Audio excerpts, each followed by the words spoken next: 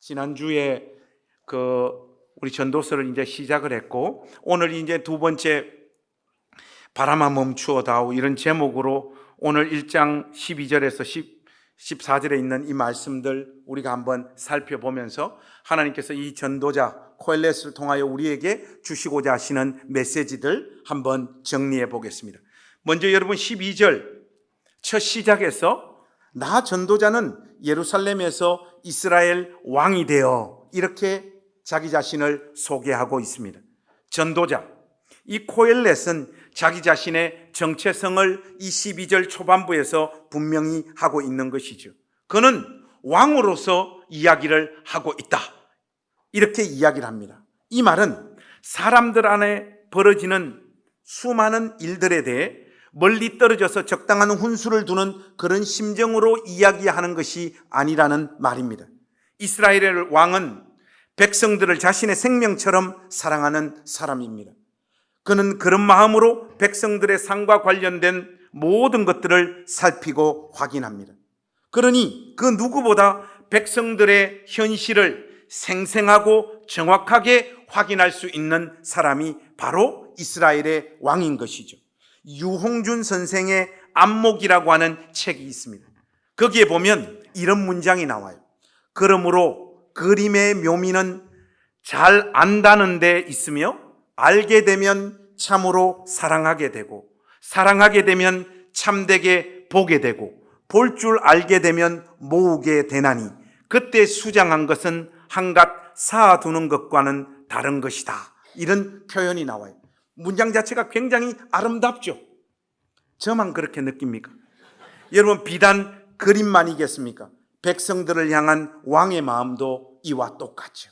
그런 애정들을 가지고 백성들의 삶의 현실을 있는 그대로 지켜보려고 이 코엘렛은 시도했고, 시도하고 난 다음에 자기의 마음을 표현하고 있는 겁니다. 여러분 13절 한번 보십시오. 13절 우리 소리내서 한번 읽겠습니다. 마음을 다하며 지혜를 써서 하늘 아래에서 행하는 모든 일을 연구하며 살핀즉 이는 괴로운 것이니 하나님이 인생들에게 주사 수고하게 하신 것이라. 여러분, 이 13절을 우리가 잘 이해해야 됩니다. 백성들을 향한 그 사랑 때문에 전도자는 마음을 다하고 자신이 가진 모든 지혜를 총동원해서 세상의 현실을 확인하고 살핍니다.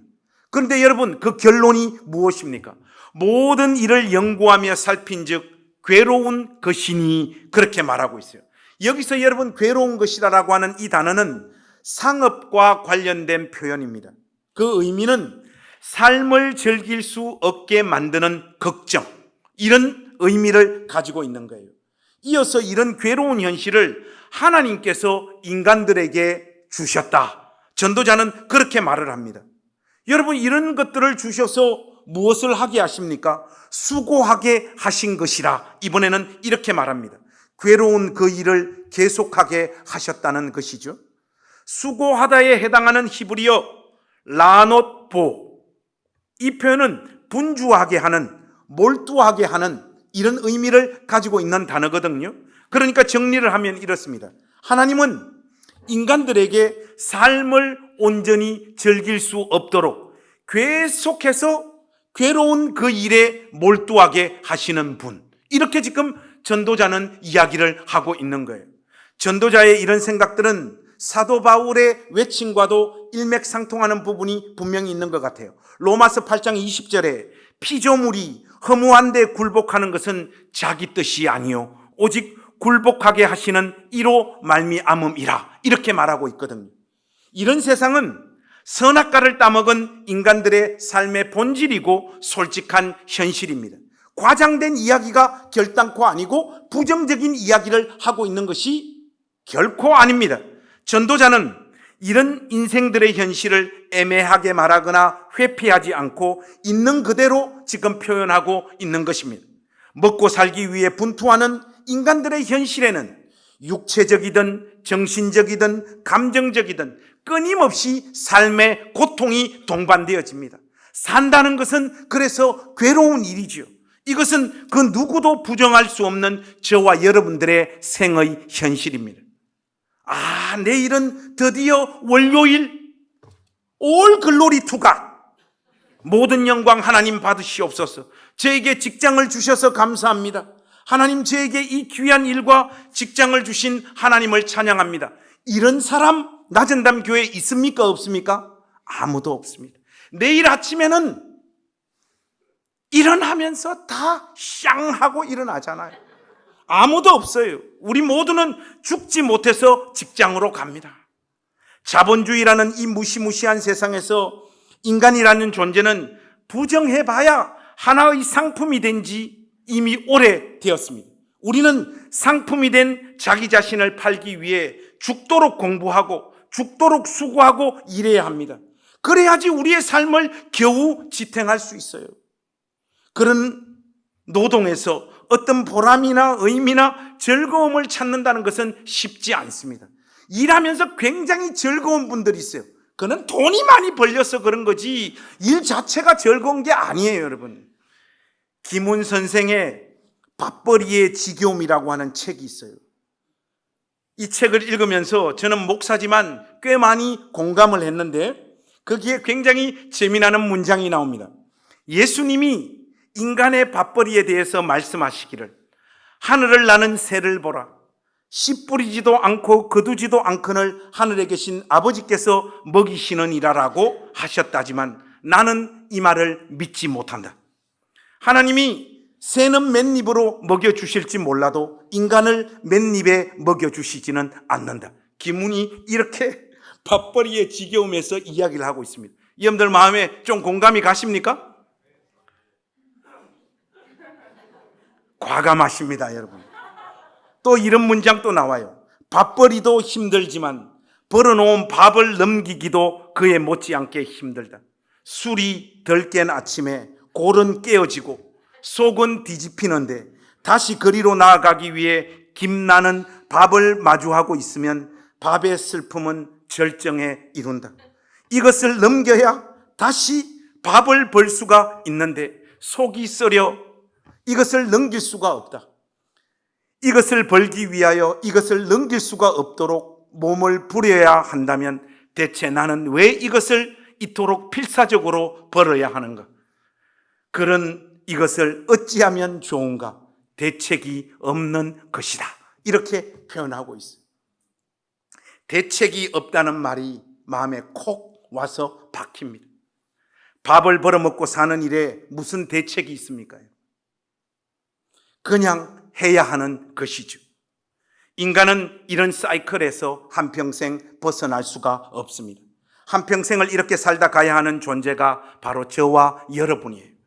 전도자가 확인한 인간 세상은 지난주의 표현대로 하자면 헤벨의 세상입니다. 잠깐 존재하다가 사라지는 것. 이렇게 이 세상을 표현할 수 있죠. 오늘 본문에서 인간의 현실을 압축하여 가장 잘 표현하고 있는 구절은 14절 말씀입니다. 한번 보십시오. 내가 해 아래에서 행하는 모든 일을 보았노라. 보라, 모두 다 헛되어 바람을 잡으려는 것이로다. 바람은 계속해서 불어오고 우리는 그 바람을 잡아보려고 몸부림치지만 바람은 우리 손에 붙잡히지가 않습니다. 우리 인생을 이것보다 더 명확하게 표현하는 말이 어디 또 있을까요? 밥 벌어먹고 사는 게 바람을 손에 잡으려고 하는 것과 똑같다는 것. 끊임없이 하지만 내 영혼이 채워지지 않는 어떤 행위가 밥벌이에요. 충남 공주에서 살 때 집사람이 운전면허증을 따서 제가 한 번인가 운전 연수를 시킨 적이 있어요. 그때 저의 심정이 내가 지금 하고 있는 이 짓이 바람을 잡으려고 하는 것과 같구나, 그렇게 느껴봤어요. 해봐야 아무 이익이 없고 결과도 없고 관계만 점점 더 악화되는구나, 이렇게 느꼈단 말이죠. 인간들은 살면서 자신들이 쏟아붓는 수고와 애씀에 이런저런 의미를 부여하기도 하고 그것의 열매를 상상하기도 하지만 그 모든 수고가 자신들이 꿈꾸고 소망하는 결과로 결단코 나타나는 법이 없습니다. 그렇게 인생은 가혹한 거예요. 자기가 원하는 인생을 사는 사람이 얼마나 됩니까? 저는 야구를 참 좋아해요. 원년부터 해태 타이거즈 팬입니다. 이 동네 사람인데 혜태 응원하다가 욕 진짜 많이 먹었어요. 여러분, 왜 이 동네에서 태어났다고 롯데를 응원해야 됩니까? 야구는 잘하는 팀을 응원해야죠. 이종범과 선동열이 거기 있잖아요. 롯데에 누가 있습니까, 여러분? 때려치우세요, 여러분. 여하튼 그건 그렇고, 초창기 프로야구팀은 6팀이었죠. 오비 베어스, 삼성 라이온스, MBC 청룡, 혜태 타이거즈, 롯데 자이언츠, 산미 슈퍼스타즈. 이 지금 팀 순위별로 제가 지금 읽었습니다. 소설책 중에 박민규 씨가 쓴 산미 슈퍼스타즈의 마지막 팬클럽이라고 하는 책이 있습니다. 그 책에서 이 6팀의 성적을 묘사하고 표현한 부분이 있는데 참 재미나요. 6위 산미 슈퍼스타즈, 평범한 삶. 5위 롯데 자이언츠, 꽤 노력한 삶. 4위 혜태 타이거즈, 무진장 노력한 삶. 3위 MBC 청룡, 눈코 틀 새 없이 노력한 삶. 2위 삼성 라이온스, 지랄에 가까울 정도로 노력한 삶. 1위 오비베어스, 결국 허리가 부러져 못 일어날 만큼 노력한 삶. 프로야구가 시작되면서 그 비슷한 시기에 우리 사회에 등장한 표현이 프로페셔널리즘이라고 하는 단어예요. 결국 이런 구호들은 평범하게 살아서는 아무것도 이룰 수가 없다는 생각을 사람들의 의식 속에 집어넣었습니다. 중산층 아무나 되나? 죽도록 일해라. 그래도 될까 말까 한 것이 중산층이다. 뭐 이런 생각들이 사람들의 의식을 그 시기쯤 한국 사람들을 마음에 자리 잡기 시작했습니다. 그래서 사람들은 필요 이상으로 꿈꾸고, 필요 이상으로 바쁘고, 필요 이상으로 일하고, 필요 이상으로 모으고, 필요 이상으로 만나고, 필요 이상 이것저것을 구입하게 되었습니다. 그런 삶에 무슨 만족이 있고 기쁨이 있는 줄 알고 그 삶을 추구했단 말이죠. 그러나 그 모든 삶의 사이클은 인간과 문명 자체를 더 망가뜨릴 뿐이었습니다. 열심히 살았는데 우리의 인생은 더 무너져 있고 내 영혼은 더 삭막해져 버린 현실 앞에 우리 모두가 서 있지 않습니까? 아무리 잡으려고 해도 잡히지 않는 바람처럼 인생의 만족은 그 어디에서도 찾을 수 없는 것이 솔직한 우리의 현실이잖아요. 다 가졌는데도 자신의 허리는 박살이 나 있어요. 자기 꾀에 자기가 속아 넘어가 버리는 존재가 바로 인간이란 말입니다. 사피엔스라고 하는 책을 내서 돌풍을 일으킨 유발 하라리가 인류에게 지금 가장 필요한 것은 게으른 삶이라고 이야기하고 있습니다. 이 무슨 말입니까? 인간들이 더 열심히 살아서 이렇게 빨리 문명을 발전시키다 보니 이제 AI에게 다 잡아먹히게 생겼다는 거예요. 그래서 우리 인간들에게 지금 제일 필요한 거, 호모사피엔스에게 가장 필요한 것이 게으른 삶이라고 이야기하고 있습니다.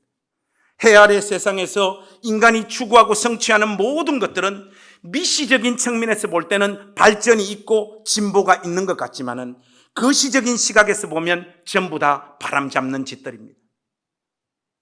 전도자는 더 독하게 인간 세상의 현실을 폭로하고 드러냅니다. 여러분 15절 말씀 우리 한번 읽어보실까요? 한 목소리로 한번 읽겠습니다. 시작. 구부러진 것도 곱게 할 수 없고 모자란 것도 셀 수 없도다. 여러분 지금 이 문맥상 이 말씀은 인간의 능력과 노력으로 회복시킬 수 없는 근본적인 문제가 인간들에게 존재한다, 그런 뜻이에요. 한마디로 물리적인 어떤 물체나 눈에 보이지 않는 정신의 영역에서 변화가 시작되었거나 변화가 이미 생겨버린 것을 원래의 상태로 되돌릴 능력이 인간에게는 없다는 말이에요. 겔빙이라고 하는 신학자가 재미있게 이 구절을 해석했더군요. 그는 여기서 구부러진 것을 노인의 등이라고 그렇게 주석하고 있습니다. 노인의 굽어진 등을 펼 수 없듯이 인간들이 그 아무리 몸부림치고 노력한다고 해도 곧게 할 수 없는 것들이 인간 세상에는 지천에 깔려 있습니다. 이어지는 표현을 계속해서 한번 보십시오. 모자란 것도 셀 수 없도다. 결핍함은 채워질 수가 없다라고 하는 말입니다. 인간 세상에 결핍되고 모자란 부분을 인간이 스스로 채울 수 없고 인간의 힘으로 그것을 메꿀 수 없다라고 하는 표현이지 않습니까? 왕의 자리에서 전도자가 백성들의 삶을 살피고 토하고 있는 이 지금 흐름상에서 보자면 지혜자 코엘렛은 아마도 인간 세상, 사회, 정치, 외교, 문화 속에 일그러지고 구부러진 것들을 바로잡으려는 인간의 몸부림을 지금 이야기하고 있는 내용일 가능성이 굉장히 높아 보입니다. 그러나 오고 오는 모든 세대 동안 인간들이 쌓아놓은 그 모든 지혜를 다 동원해도 인간이 무너뜨린 세상을 인간이 회복시키고 제자리로 자리 잡게 하는 것은 불가능한 일입니다. 무엇보다 그런 분투와 수고를 통해 자신의 욕망과 꿈을 채우고 만족시켜 보려고 하는 시도들은 다 허상이며 바람 잡는 것에 지나지 않는다라고 코엘렛은 분명히 선언하고 있는 거예요. 그렇다면 인간 세상이 왜 이렇게 구부러지고 문명이 이렇게 발달했음에도 불구하고 이 모양 저 모양 이곳 저곳 이 사람 저 사람 마음에 왜 이렇게 결핍들이 넘쳐날까요? 그리고 그 결핍들은 왜 극복되어지지 않을까요? 사랑하는 여러분, 선악과를 따먹은 인간들은 각자가 이제 선과 악에 대한 자기 기준을 가지게 되었습니다. 하나님께서 선하다고 말씀하시는 것이 선하고 하나님께서 악하다고 말씀하시는 것이 악한 것인데 이제 선악과를 따먹은 인간은 인간 한 사람 한 사람이 개별적으로 자기 나름의 선과 악에 대한 기준을 가지게 되었으니 인간 세상에는 결단코 의견 통일이란 것이 없고 한쪽에서 이러자고 하면 또 한쪽에서는 저러자고 이야기하는 현실이 가정에서부터 교회에서부터 나라에서 끊임없이 일어납니다. 인간 세상에 더 이상 의견 통일이란 것은 없습니다. 그래서 하다가 안 되니까 우리가 하는 말이 뭡니까? 다이버시티를 존중하자. 다이버시티 하니까 또 못 알아듣는 분들이 다양성! 그거 하다가 안 되니까 쏟아놓는 말이란 말이죠.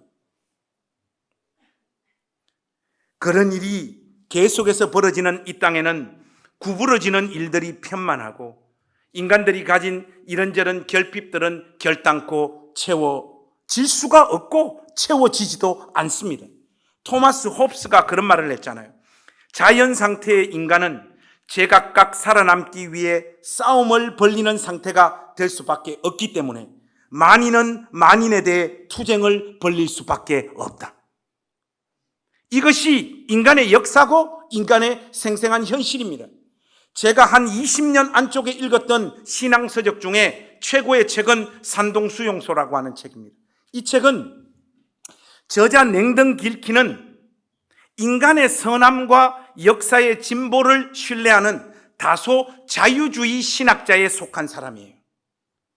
그런데 2차 세계대전 당시 중국 산둥 지역의 수용소에서 2년 반 정도 그 수용소에서 갇혀 지내면서 그 안에서 벌어지는 인간들의 실상을 이 저자가 똑같이 생생히 확인하고 나서 이 자유주의 신학자가 인간을 실질적으로 움직이는 것은 도덕성, 합리성, 인격 이런 것이 아니라 인간 존재의 심년에 각인되어진 이기심이라는 것을 결국은 확인하고 인정하게 됩니다.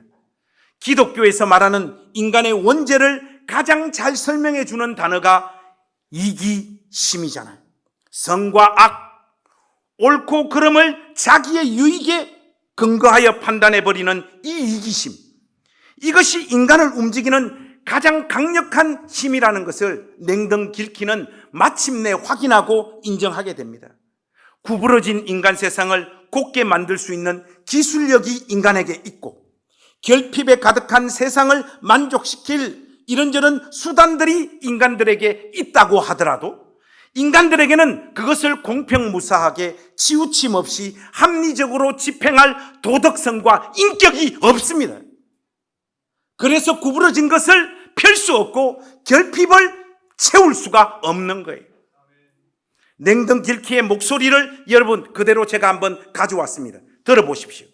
우리 내면의 어떤 힘은 우리로 하여금 다른 사람의 이익보다는 우리 자신의 이익을 추구하도록 만드는 것 같았다.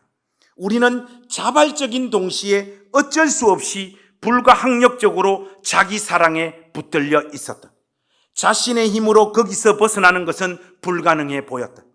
왜냐하면 우리의 의지 자체가 잘못되어 있었기 때문이다. 사람들은요, 자기 직업이라든지 자기의 세상의 어떤 포지션상에서 이런저런 고상하고 멋진 말들을 내뱉고 그것이 자기의 생각인 양, 삶의 철학인 양 이야기를 하지만 알고 보면 저와 여러분들을 움직이는 가장 큰 동력은 이기심이에요. 일단은 내가 잘 돼야 돼요. 일단은 우리 교회가 부흥해야 됩니다. 사랑하는 여러분, 오늘 전도자가 우리에게 던지는 이 메시지가 우리 공동체에는 어떤 의미를 주는 말씀일까요? 하나님은 이런 세상에 예수 믿는 신자들을 보내서 한평생 살게 하십니다. 제가 여러분들에게 던지고자 하는 메시지는 이런 인간 세상을 우리가 기독교 신앙으로 한번 바꿔보자 내지는 이런 세상에서 믿음으로 살아 우리 모두가 승리하자고 하는 그런 이야기를 하기 위해서 제가 이 단에 지금 서 있는 게 아니에요. 그런 이야기들은 본문에서 전도자가 우리에게 던지는 메시지가 아닙니다. 해 아래에서 즉각적으로 어떤 효과가 나타나는 신앙을 가르치고 세속적인 개념의 만사형통의 기독교 신앙을 가르친다면 그것 자체가 우상숭배예요, 여러분. 그런 기독교는 성경에는 존재하지 않아요. 인간들이 교회라고 하는 이 현실들을 자기 뜻에 잘 한번 능력 있게 뽀대나게 움직이고 싶어서 만든 것이 만사형통 기독교예요. 그런 가르침은 신구약 성경에 존재하지 않고 전도서 기자의 관점도 아닙니다. 저와 여러분의 인생은 우리가 예수를 믿든 믿지 않든 살아봐야 한평생이 괴롭고 그러나 죽을 수도 없어서 그 괴로운 일에 몰두하여 우리의 전 인생을 보내는 그 삶을 신자인 우리 역시 똑같이 살아야 됩니다. 예수 믿는 우리는 의미 있는 일도 하고 남도 돕고 구부러진 세상을 조금이라도 펴보려고 애쓰고 이 사람 저 사람 안에 있는 결핍들을 채우려고 우리는 신자로서 나름 분투하고 삽니다. 그러나 그 결과는 미미할 뿐, 세상의 큰 물줄기는 전도자가 말한 대로 흘러갈 뿐입니다. 저와 여러분들의 삶에는 마치 바람을 잡으려고 하는 시도들, 허무함이 우리의 영혼을 가득 채우고 맙니다. 신앙의 영향력도 세상의 도도한 흐름을 바꾸거나 우리가 세상의 주류가 되는 이런 역사 가운데 찾아오지 않습니다. 꿈을 깨십시오.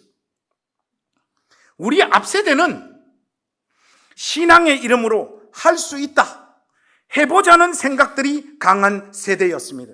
실제로 한국 경제가 일어나던 시절이었고 교회는 문만 열면 사람들이 막 몰려왔던 계절이었잖아요. 그래서 마치 뭔가가 이루어지는 것 같았고 예수 믿고 정말 복을 받는다는 말이 정말 현실인 것 같았고 세상에서 기독교 신앙이 승리하는 영광스러운 현실을 우리가 맞이할 것만 같았습니다. 그래서 더 가열차게 열심, 충성, 헌신을 외치면서 우리의 청춘을 교회 안에서 다 보냈고 그 교회 안에서 우리는 수많은 가르침을 배웠고 근본주의 신앙을 이 땅에 실천해 보려 몸부림쳤습니다.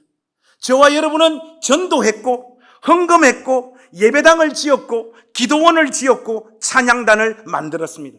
그런데 우리의 영혼이 그것으로 만족이 안 되는 작금의 이 현실을 만나고 있습니다.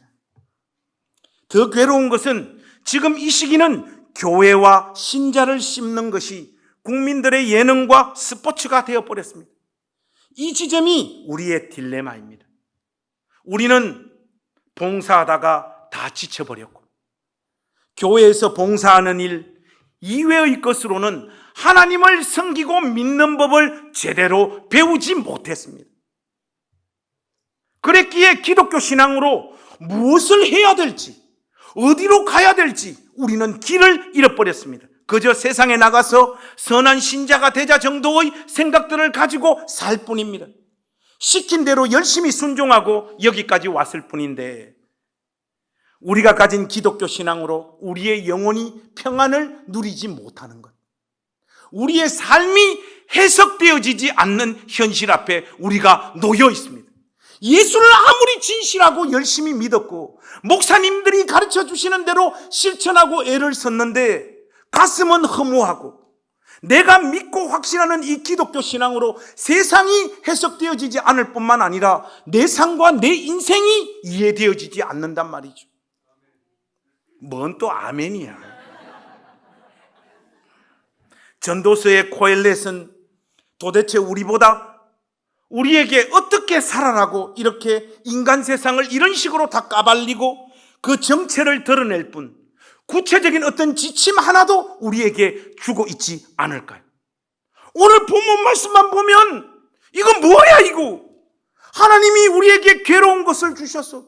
한평생 그 괴로운 노동하는 일에 우리의 전 인생을 소비하고 살다가 허무하게 사라지는 존재로 우리를 지으시고, 그것이 사람 사는 인생의 섭리라고 이야기를 하는데, 이 설교 듣고 다 우울증 걸릴 판입니다.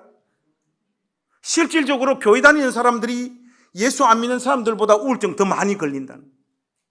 예수 안 믿는 사람들은 스트레스 받으면 술로 머리를 마비시켜 버립니다. 그리고 그날 하루를 보내. 우리는 술을 안 먹기 때문에 생생하게 나의 고통을 고민하고 아파하고 힘들어합니다. 그러다가 공황장애 걸리잖아요. 공황장애 걸리는 사람이 예수 믿는 신자들 중에 더 많습니다. 특히 자매님들이 많은 것 같아요. 남자들은 예수 믿지만 바깥에 나가서 몰래 한 잔씩 처마십니다. 근데 보통 이제 요즘은 자매님들도 술을 잘 드시긴 하지만은 이게 비율적으로 보면 자매님들은 시달리는 자기 인생을 달랠 수 있는 방법이 없어요. 교회에 와서 하나님을 찾습니다. 나만 찾지 하나님은 안 나타나. 돌아버리는 거예요. 여러분 그 답답한 심정 느껴본 적 없습니까? 어떤 날은 찬양보다 가요가 더 은혜로. 김광석을 아십니까? 십자가를 묵상해도 눈물이 안 나는데 김광석이 부른 홀로 남은 밤, 그거 부르면 눈물이 그렇게 나요. 내 마음을 더 생생하게 대변해 주는 노래가 그 노래 같아요. 이게 신앙이 병든 것도 아니고 신앙에 이런저런 문제가 있는 것도 아닙니다. 가르쳐 준 대로 믿었고 행했고 최선을 다했는데도 그 기독교 신앙으로 삶이 이해가 안 되는 거예요. 그래서 나타나는 현상들입니다. 이 전도서 기자가 인생의 현실들을 이렇게 다 까발리고 우리에게 구체적인 지침 하나 주지 않고 있는 이 현실에서 우리는 이 말씀을 어떻게 이해해야 될까요? 저는 시편 90편으로 가서 이 문제를 한번 극복하고 넘어서 보기를 원합니다. 여러분 시편 90편을 가서 거기서 말씀하시는 하나님의 음성을 우리가 다 같이 한번 들어봤으면 좋겠습니다. 시편 90편 1절에서 10절 말씀.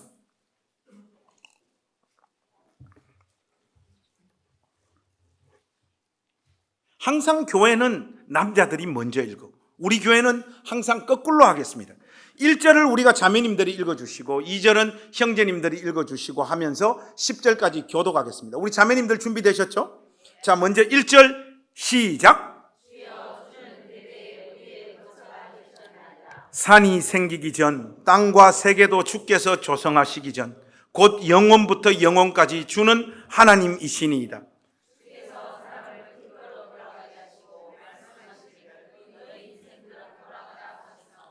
주의 목전에는 천년이 지나간 어제 같으며 밤의 한순간 같을 뿐임이니이다.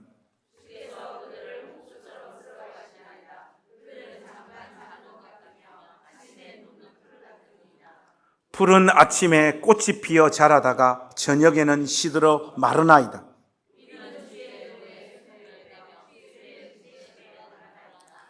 주께서 우리의 죄악을 주의 앞에 놓으시며 우리의 은밀한 죄를 주의 얼굴빛 가운데 두셨사오니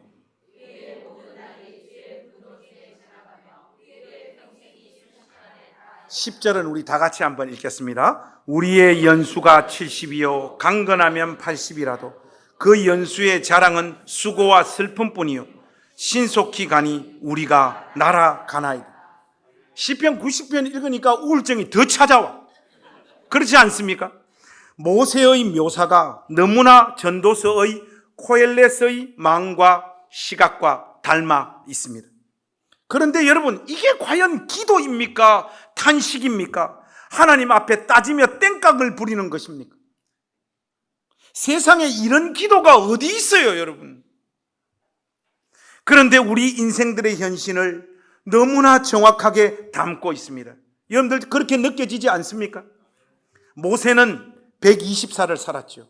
40년 바로의 궁에서 살았고 그 다음 40년은 미디안 광야에서 보냈습니다. 그의 나이 80세에 하나님의 부름을 받게 되지요. 40년 동안 자신의 사명을 감당하는데 그 날들이 영광스러운 날들로만 채워져 있지 않습니다. 하나님께서 주신 역할을 감당하고 살았지만 모세는 실수도 많이 했고 잘못도 많이 했고 죄도 많이 지은 인생이었습니다. 결국 모세 자신은 그토록 고생하고 가나안 땅에는 결국 들어가지 못했잖아요. 이런 내용을 배경으로 하여 토해놓고 있는 이 처절한 기도가 시편 90편 말씀입니다. 저는 모세의 여러 고백 중에 특히 8절과 10절이 비수같이 저의 영혼을 꿰뚫고 들어오는 것을 느끼게 돼요. 한평생 살았는데 이 땅에서 죄만 짓다가 가는 사람처럼 저의 인생이 그렇게 느껴집니다.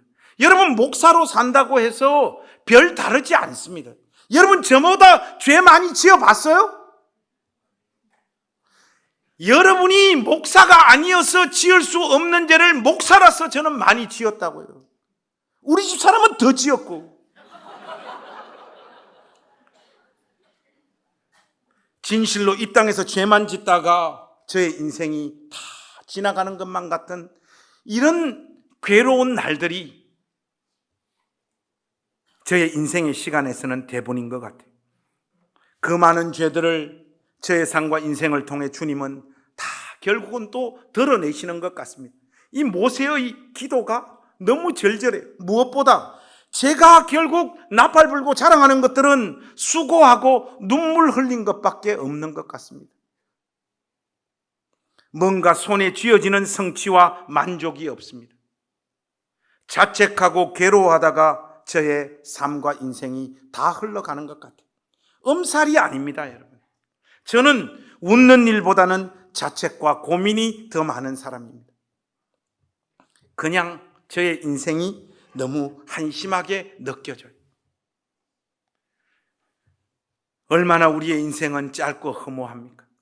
이룬 것은 하나도 없고 늘 죄짓고 아쉽고 답답한 것이 우리의 인생이지 않습니까? 그런데 말이죠, 이 기도문은 우리 인간들의 삶의 허무함과 덧없음을 강조하는 그런 시편이 아니에요. 저와 여러분, 아니 모세와 같은 오고 오는 모든 세대의 인간들의 삶이 못났고 한심한 인생들입니다. 이 해 아래 태어난 모든 자의 인생이 죄로 가득 찬 인생이고 허무하고 덧없는 인생들이란 말이죠. 부족함을 넘어 죄로 가득한 인생입니다. 그런데 그 못난 모세의 삶에 하나님은 침투에 들어오셔서 홍해를 가르는 기적을 보여주셨고 반석에서 물을 내셨고 구름기둥 불기둥으로 그의 인생을 인도하셨고 만나와 메추라기로 그의 전생애를 먹이셨습니다. 신명기 8장 4절에 있는 표현대로 하자면 이 40년 동안에 내 의복이 헤어지지 아니하였고 내 발이 부르트지 아니하였느니라, 그렇게 표현할 수 있습니다. 이렇게 세밀하고 구체적으로 우리의 삶에 하나님은 은혜와 은총을 부으셨습니다. 저와 여러분이 그런 인생을 살고 있는 사람들입니다. 지금 무슨 말인지 표정을 보니까 알아듣지를 못해요. 설교할 때마다 답답합니다. 그러니까 말이죠, 이런 말이에요. 우리의 이 못나고 허무하고 짧고 의미가 없어 보이는 인생에도 하나님은 자신의 은혜와 능력을 새겨 넣는 일을 실패하지 않는 분이라는 말이에요. 자, 여러분 한번 보십시오.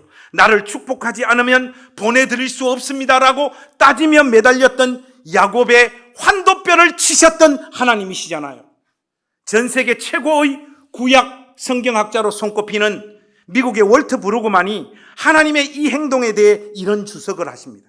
하나님의 은혜를 그의 몸속에 새겨 넣었다. 다리를 쩔뚝거리며 남은 생을 살아야 했던 야곱, 장애를 입은 그 다리를 볼 때마다 그 다리에 새겨진 하나님의 일하심, 하나님의 은혜와 은총을 그는 날마다 느끼며 살다 죽은 인생이었습니다. 그래서 마지막 죽는 그 순간에 그가 어떤 고백을 토해놓습니까? 나의 날 때부터 지금까지 나를 기르신 하나님. 이 고백을 토하고 야곱은 눈을 감는다고요. 우리의 허무한 인생, 이 못난 인생, 죄 많은 인생, 금방 끝나버리는 인생, 아무것도 아닌 인생에 하나님께서 자신의 은혜를 담으시겠다고 말씀하고 있습니다. 그러니 여러분의 삶이 영광스럽지 않더라도, 박수 받을 만한 역할을 맡지 못한 인생이라고 하더라도, 울고 싶고 포기하고 싶더라도 이 하루를 사십시오. 여러분의 맡겨진 그 역할을 신실하게 감당하는 신자들이 되십시오. 야, 너 그 따위로 살고 그런 식의 인생이면서 그러고도 교회 다니냐? 그러고도 예수를 믿냐? 이 한심한 인간아. 누군가 그렇게 여러분들에게 이야기하면, 아니 여러분이 여러분을 향해 그렇게 공격하고 싶은 그 순간에 여러분 이 모양 이 꼴이라 예수 믿는다라고 외치십시오. 우리의 이 못난 모습과 초라한 인생이 하나님의 은혜가 역사할 필요 충분 조건입니다. 하나님의 능력은 아무것도 아닌 인생의 은혜를 담으셔서 자신의 영광을 드러내시는 능력이에요. 우리들의 한심함과 모자람, 그 어떤 것도 하나님을 제한할 수 없습니다. 이게 우리의 소망이고 우리의 유일한 자랑입니다. 여러분, 이정재 아시죠? 대한민국 사람 중에 이정재 모르는 사람이 어디 있습니까? 그런데 여러분, 이정재의 데뷔작이 뭔지 아세요? 모래시계입니다. 90년대 대한민국 최고 드라마 3개 뽑으라고 하면 모래시계가 그 중에 들어가죠. 이 젊은 우리 청년들은 모래시계? 집에 가서 한번 보세요. 거기에서 여러분 이정재 역할이 뭔지 아세요? 그때만 하더라도 이정재가 연기를 더럽게 못했던 시절. 연기를 못해서 그런지는 몰라도 고현정 옆에 몽둥이 하나 들고 서 있는 역할이었어요. 고현정 보디가드로 나왔잖아요. 대사가 거의 없어요. 그럼 몽둥이 하나 들고 이렇게 서 있었어요. 이정재는 저의 외모와 저의 연기력으로도 얼마든지 감당할 수 있는 역할이었습니다. 믿습니까? 그런데 그 역할을 맡았던 이정재가 그냥 고현정 옆에 몽둥이 하나 들고 서 있었을 뿐인데 그 역할로 완전 떠버렸어요. 그래서 오징어 게임까지 이어지고 오스카상까지 탔습니다. 하나님께서 아무것도 아닌 우리의 인생을 붙잡아 그렇게 하실 수 있는 분이라고요, 여러분. 정우성도 마찬가지잖아요. 영화 BTS 정우성이 한 건 뭐 있습니까? 오토바이 타고 우수에 젖은 표정으로 이거 제낀 것밖에 없잖아요. 목사님, 그래도 탁월한 외모가 있잖아요. 지금 이 말 하고 싶죠? 그러면 여러분, 이주일은 뭡니까? 코미디언 이주일. 못생겨서 죄송합니다. 못생긴 조건이 그를 스타로 만들었다고요. 그리고 온 국민들을 웃게 만든 귀하고 복된 역할 감당하다가 가신 인생입니다. 저는 제가 사람들에게 어떤 이미지로 박혀 있을까? 이게 참 궁금해요. 그래도 제가 책을 4권이나 썼고 글도 좀 쓰고 이것저것 아무나 뭐 불려다닙니까? 설교 좀 해야지 불려다니지. 그렇지 않습니까? 여러분, 우리 교회 부사학자들 중에 누가 불려다니겠어요? 우리 교회에서는 한 100년이나 지나면 모르겠습니다. 저 같은 사람 잘 안 나와요. 저는 뭐 책도 쓰고 글도 쓰고 설교도 좀 하고 이런 것들로 사람들 사이에서 저의 이미지가 이렇게 회자될 줄 알았는데 죄다 저를 요강 목사님이래요. 짜증이 납니까 안 납니까? 정말 망할 그놈의 홍수와 요강, 이 간정 때문에 제 이미지가 그렇게 바뀌어버렸어요. 그런데 하나님께서 그거 가지고 일하시잖아요. 그러니 사랑하는 우리 나전당 교회 가족 여러분, 못나고 한심하고 열매가 없고 오늘 또 울어야 하고 내일 또 울어야 하고 돈이 없어서 머리를 뜯어야 하고 그 돈 없는 것 때문에 가족들의 관계가 다 박살나고 인간구실도 하지 못하고 살아야 되는 여러분, 그 허무하고 개떡 같은 여러분의 인생을 그래도 사십시오. 그 찌질한 인생에 하나님은 자신의 사랑과 은혜를 심으십니다.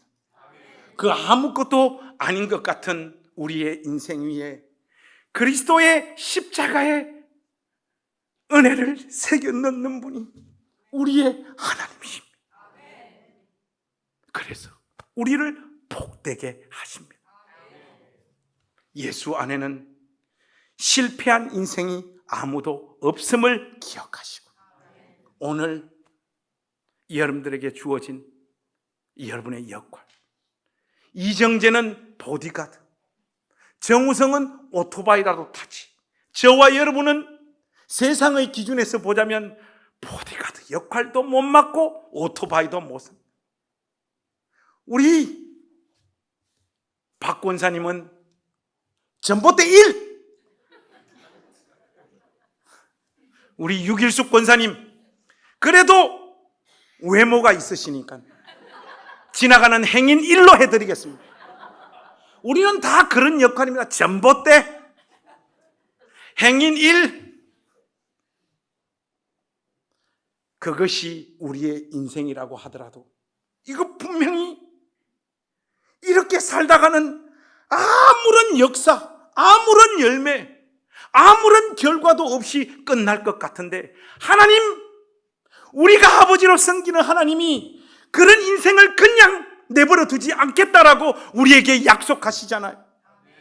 모세의 인생의 홍해를 가르시고 만나와 메추라기를 내시고 반석을 쪼개었듯이 우리의 이 허무하고 짧게 끝나는 이 인생, 비중이 하나도 없는 인생, 고민만 하고 죄만 짓고 답답하고 울고 허무하게 끝날 우리의 이 인생에 십자가의 은혜를 새겨 넣으시고 우리의 이 허무한 인생을 다 끌어안아 하나님께서 일하시겠다라고 말씀하십니다. 이건 여러분의 소망 삼아 오늘 전봇대로 제대로 서 있으십시오. 태풍이 불어도 흔들리지 않는 전봇대가 되십시오. 옆에 멋지고 아름다운 여자와 남자가 지나가더라도 여러분은 당당하게 왔던 그 길 흔들리지 않고 지나가는 행인들이 되어 주십시오.